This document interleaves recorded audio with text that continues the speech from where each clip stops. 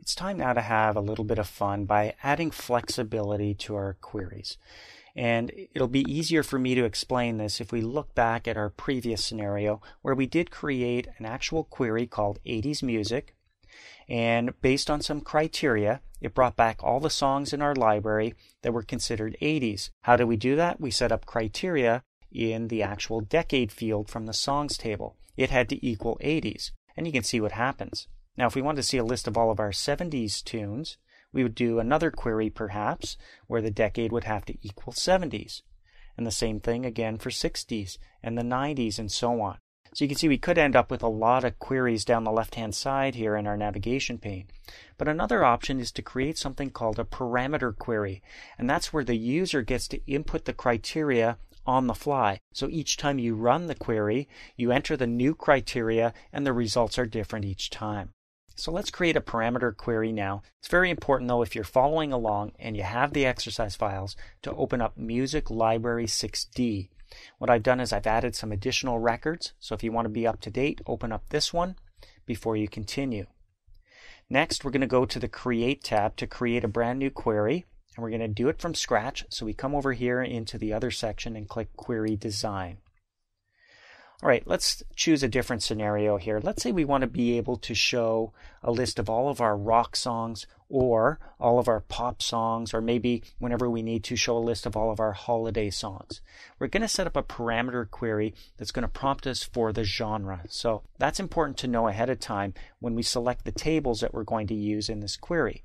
So we definitely want the songs table because we want to be able to display the songs. And it might be nice to show who performs those. So let's double-click Performers to add that table. And that's really all we need. We've got the genre field over here that we can base our criteria on and all the other information we want displayed. So I'm going to click Close over here on the Show Table dialog. And now I'm going to choose some fields that I want displayed in the results. Definitely want the song title. I'm going to add the decade. I also want to see the performer's first name and last name if there is one. So all of these results will be shown or displayed in the end result. But I want to base criteria on the genre. So I'm going to double click genre over here, which adds it to the grid down below. But I'm going to base the criteria on this one. I don't necessarily need it to show up in the results. So I'm going to deselect the checkbox in the show section. And down below in criteria, instead of typing in equals rock or pop, I'm going to actually put in a message here for someone to enter that information. And it has to be in square brackets. So I start with the left square bracket. I'm going to type in, please type in a genre. And I'm going to close it up with the right-hand square bracket. And that's the message that will appear every time I run this query. Let's test it out. We'll go up to the Run button here. We'll click Run, and look at that. A little dialog box appears saying please type in a genre. I'm going to type in rock, and I'm going to click OK. And you can see the results. There's the song title, the decade, first name, and last name if there is one. And all of this would be considered rock music based on the genre. Okay, let's go back to the design view. Again, we just entered the message in square brackets.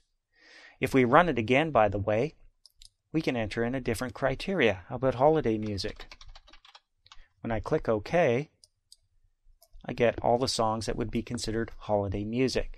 Obviously, you're going to have to type in a genre that exists, so you have to know a little bit of about the information in your tables. If you enter a genre that doesn't exist, of course, you're not going to get any results. Now, once we get into forms a little bit later on and reports, we can take this to the next step and force people to enter valid data, valid options, but we'll save that for later. Right now, let's continue with another parameter query. So I'm going to save this one. I'm going to call it Query by Genre. So I'm going to take out the one and click OK. Let's create another one, and this time we're going to use two values. So we're going to go over to our query design. And let's say we want to be able to show a list of songs between certain years. So definitely we need the songs table, and that might be all we need. So we'll close this up.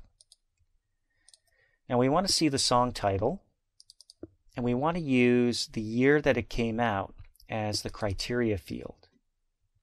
So down below, we don't need to show the actual year it was launched, but we do want to put in the criteria. And this time it's going to be two options, so two boxes will show up. We're going to use greater than. So we put in the greater than sign and then the message. So again, in square brackets, enter a start year, and then we close that up with a square bracket. Then we put in the operator, which is and, so greater than and less than, and then we'll put in square brackets, enter the end year, and some more square brackets.